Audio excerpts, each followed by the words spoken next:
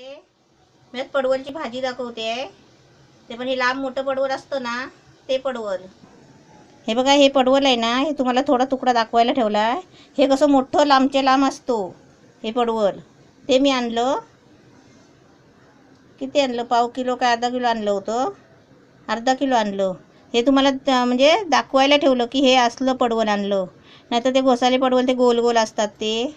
हे लांब पडवल आहे. हे म्हणजे गावाला हे आता पावसाचेच पिकतात, म्हणजे वेलीवर चढवतात. हे बी सगळे काढून घेतले आहे. हे बघा, हे असे कापून घेतले आहेत मी. असे जरा लांब लांबच कापले. हे त्याच्यासाठी कांदा आहे, हे खोबरं आहे ओलं, हे अद्रक लसूण आहे आणि थोडीशी कोथिंबीर आहे.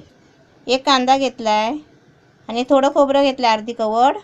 हे अद्रक लसूण आहे आणि ही कोथिंबीर आहे थोडीशी वरून टाकायला. आणि हे पडवल कापून घेतलं आहे. हे मिरची पावडर आहे, हे मीठ आहे आणि हे तेल आहे. आता हे पडवल आहे ना, हे मी आता हे कापते त्याच्यामध्ये.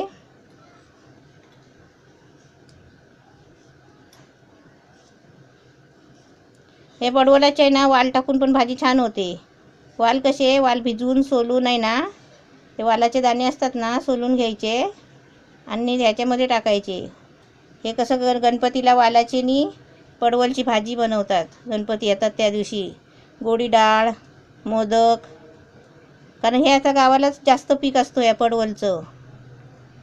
आमच्या गावी आहे गणपतीला गोडी डाळ, पडवल आणि वालाची भाजी, मोदक, हे असं सगळं असतं प्रकार गणपती येतात त्या दिवशी.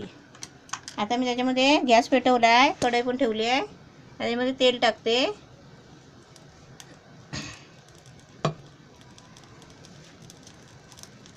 आता त्याच्यामध्ये आहे ना, हे मी लसूण आणि अद्रक टाकते, कांदा. अशा भाज्या कशा आणायच्या वेगवेगळ्यानी करायच्या, चांगल्या भाज्या असतात.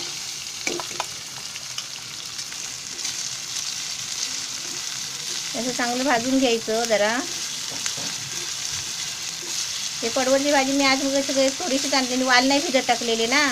मी आज बाहेर गेले होते भाजीसाठी, दिसलं पडवल मला आणि ते कंट्रोल पण भेटलं होतं.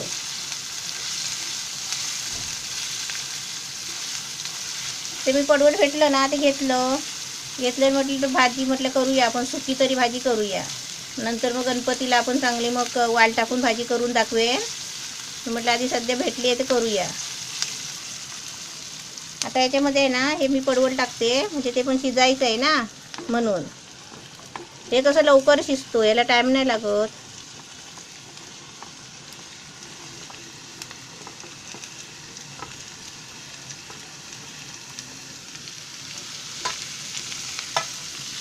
यात पण कसं थोडं पाणी लागेल. आता सर्व याच्यामध्ये टाकून घेते. हे मसाला, मिरची पावडर, म्हणजे माझा घरातलाच मसाला आहे. हे मीठ टाकते थोडं.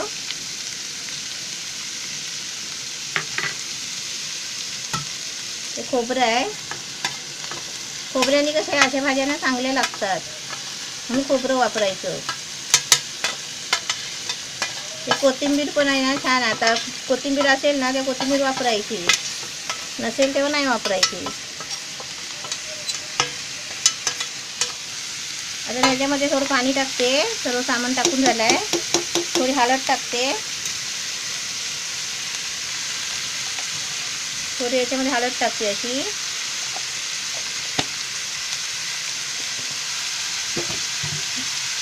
माझी ढवलीच नाही, कारण ते पडवल खाली शिजायला पाहिजे ना, थोडं पाणी ओतते असं आणि झाकण मारते. आणली होती ती आता त्या भाजीमध्ये टाकते, म्हणजे भाजी कशी छान लागेल म्हणून. मग दाखवायला विसरले मगाशी मी तुम्हाला, पहिलं साहित्य दाखवलं तेव्हा. तशी गडबड होते माझी, कधी कधी उशीर झाला ना, मग अशी गडबड होते.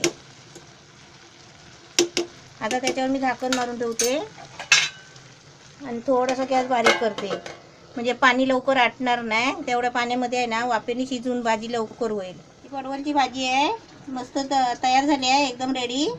तुम्ही पण करा अशी, मला दाखवा.